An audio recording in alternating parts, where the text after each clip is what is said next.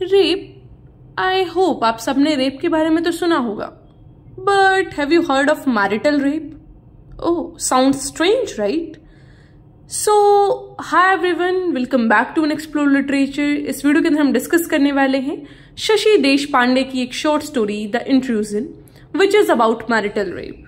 Marital rape एक बहुत ही सीरियस इशू है, but when we talk about it तो पीपल फील अशेम्ड या फिर ये कैसी बातें हैं टाइप चीजें निकल के आती हैं। लेकिन इस स्टोरी में आप देखेंगे कि कैसे consent is very important and एक विमेन कैसा फील करती है when she is with a person जो उसकी चॉइस के ना हो, like how she feel into this arrange marriage setup, या फिर जैसे भी like when she is forced into the things. Alright, so first of all, let us discuss about our writer Shashi Deshpande. So Shashi was born on 7 Jan 1938 in Karnataka, but she grew up in Mumbai. उनकी education की बात करें तो she studied economics eight Bombay university और बाद में उन्होंने law का डिग्री किया। लिटरेरी करियर की बात की जाए तो लिखना उन्होंने स्टार्ट किया 1970s में। काफी नॉवल, शॉर्ट स्टोरीज और ऐसे उन्होंने लिखे हैं।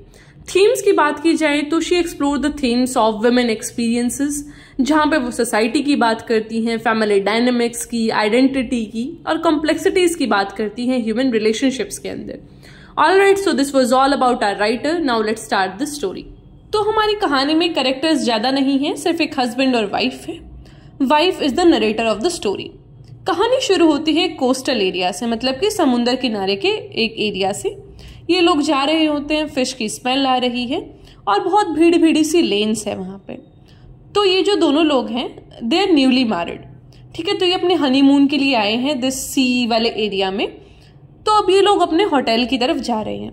वेल गोइंग देयर, वो उसकी जो वाइफ है she was about to fall, तो हस्बैंड उसका हाथ ऐसे पकड़ लेते हैं, बट लेटर वो हाथ छोड़ते ही नहीं है पूरे रास्ते। तो जो वाइफ है उनको बड़ा अजीब सा लगता है कि यार नहीं, I am not feeling comfortable as he is holding my hand, जैसा भी। लेकिन she try to get rid of his ऐसा हैंड। तो बाद में क्या होता है, वो एक शेल उठाने के बहाने उनका हाथ छोड़ देती है। अब जो होटल था वो काफी ऊंचाई पे था। Now she is getting tired, तो अब वो चाहती हैं कि वो उसको थोड़ा हाथ दें, ऐसा सहारा दें वेल गोइंग अप, बट वो थोड़ा आगे निकल चुके थे। तो ऐसा कुछ सीन है हमारा स्टार्टिंग का। जैसे ही वो ऊपर पहुंचते हैं तो होटल सर्विस स्टाफ से कोई आता है और ऐसा पूछता है उनको कि मैम आपको कुछ चाहिए, sir and ma'am whatever. So the husband didn't ask for anything, but जो वाइफ है वो बोलती हैं कि हाँ एक चाय ला दीजिएगा। तो अब दोनों शांत खड़े होते हैं, वो जो स्टाफ वाले थे वो भी, and they both were also silent.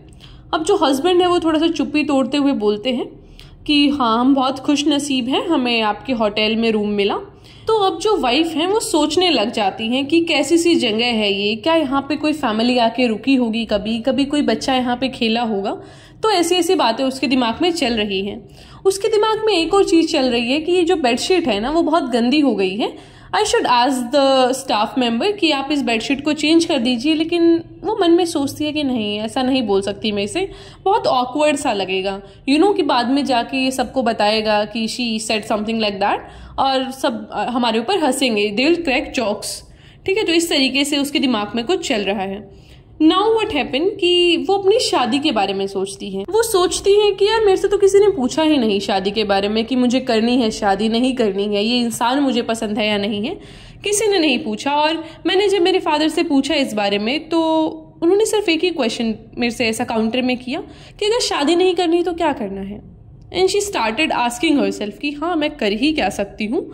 Then the father said कि देखो मेरी 2 और बेटियां हैं, तुम्हारी जिम्मेदारी नहीं है मेरे सिर पे, तो ज्यादा ऐसा क्वेश्चन मार्क मत डालो चीजों पे। तो वो शादी कर लेती है। तो वो यही सारी चीजें सोच रही होती है, बिल्कुल ओवरथिंक कर रही होती है वहां खड़ी होके। तभी पीछे से उसके हस्बैंड आते हैं एंड ही होल्ड्स हर ऐसा पीछे से।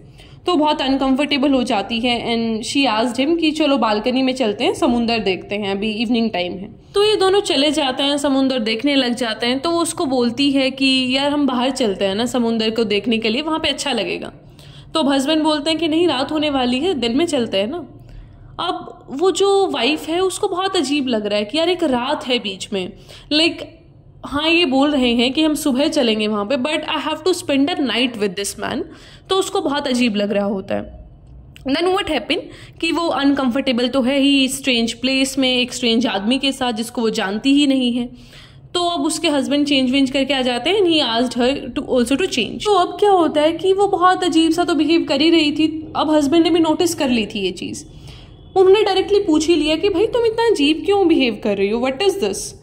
तो जो वाइफ है वो बोलती है कि देखिए हम आपको ऐसे अच्छे से जानते नहीं है, पहले एक दूसरे को जान लेते हैं, we can not make love like that, ऐसा नहीं होता है, how can I.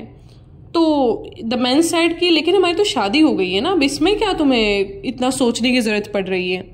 She said कि यार हम जानते नहीं है एक दूसरे को, we barely know each other. तो इनका ऐसा सा कुछ डिस्कशन चल रहा है, वो चाहती है कि वो एक दूसरे को जाने, then they make the love. But husband है वो एक ही बात की रट लगा के बैठा है कि भाई शादी हो चुकी है, ज़्यादा सर्टिफिकेट की जरूरत नहीं है। So this kind of discussions are taking place. अब उसके दिमाग में एक और चीज़ आती है कि अगर मैंने इसको ज़्यादा मना किया एंड ही लेफ्ट मी, तो अगर मैं घर पे जाती हूँ तो मेरे फादर के पास 2 और डॉटर्स हैं जिनकी शादी अभी उन्होंने करनी है। तो ये सारे उसके दिमाग में थॉट्स चल ही रहे होते हैं। तभी the husband forced her and he made love with her. तो वो चीखती है, चिल्लाती है।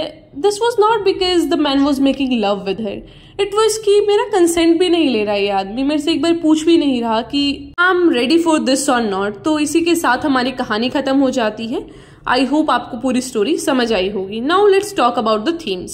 सो our first theme is family dynamics. Family dynamics में हम बात करते हैं कि कैसे एक अरेंज मैरिज सेटअप है यहाँ पे इस स्टोरी में, तो किस तरीके से she was forced to do what she didn't want.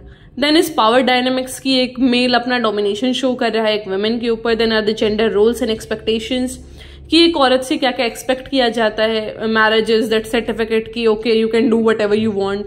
Then is identity and self discovery कि वो कितना ट्राई करती है अपनी आइडेंटिटी को देखने का कि हाँ मैं भी तो एक इंडिविजुअल हूँ, मेरे भी तो राइट्स हैं, उनको कोई भी एक्सेप्ट नहीं करता है। No one is accepting that thing कि हाँ एक इंडिविजुअल के राइट्स होने चाहिए। फिर आता है सोशल कॉन्फर्मिटी एंड इंडिविजुअल कि उसे सोसाइटल एक्सपेक्टेशंस को पूरा करना पड़ रहा है कि हाँ वुमेन तो ऐसा ही करती है कि मैरिड वुमेन के यही राइट्स हैं, she have to please her husband. तो वो सारी चीजें। Then is domesticity and confinement कि she have to confine into that domestic setup जो कि उसकी शादी के बाद बन गया है। Alright, so this are all the themes. अभी मैंने 1-2 कोट्स भी आपके लिए लगा दी है, तो प्लीज रीड दिस कोट्स, इनको आप अपने एग्जाम में भी यूज कर सकते हैं। Alright, so this was all about this short story. I hope आपको समझ आया होगा। फिर भी कोई क्वेश्चन है तो आप पूछ सकते हैं। You can also comment the topics जिस पे भी आपको नेक्स्ट वीडियो चाहिए। I'll meet you in the next video. Till then, take care, stay happy, stay healthy, and also give your feedbacks into the comment box कि आपको कैसा लगा, क्या improvements की जरूरत है या फिर किस तरीके से हमें अप्रोच करना चाहिए हर एक चैप्टर को।